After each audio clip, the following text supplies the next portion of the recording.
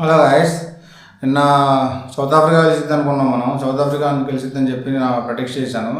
So ఇక్కడ ఏమైందంటే south Africa ఎప్పుడు సూపర్ 8 స్టేజ్లో వాళ్ళకు ఉన్న శాపమో మరి బ్యాడ్ లక్, అసలు మ్యాచ్లో కనీసం పర్ఫార్మెన్స్ చేయలేదు. ఏదో చిన్న టీము కొట్టినట్టు కొట్టేశారు న్యూజిలాండ్ వాళ్ళు. ఎక్కడ అవకాశం ఇవ్వలేదు వాళ్ళకి. చెప్పాను కదా, టాస్ పడితే టాస్ గెలిస్తే ఖచ్చితంగా చేసింగ్ తీసుకుంటారని. ఫస్ట్ అయితే బ్యాట్మెన్ బాల్ రాలేదు, సో చాలా స్ట్రగుల్ అయ్యారు సౌత్ ఆఫ్రికా వాళ్ళు. దీనివల్ల ఏమైందంటే తర్వాత మార్క్ యాన్సన్ హాఫ్ సెంచరీ చేశాడు కదా, ఆ టైంలో మార్క్ యాన్సన్ దిగిన టైంలో డ్యూ వచ్చింది. నిదానంగా డ్యూ ఫ్యాక్టర్ రావడం, బాల్ బ్యాట్ మీదకి ఈజీగా రావడంతో దాంతో 5 6లు కొట్టి హాఫ్ సెంచరీ చేశాడు.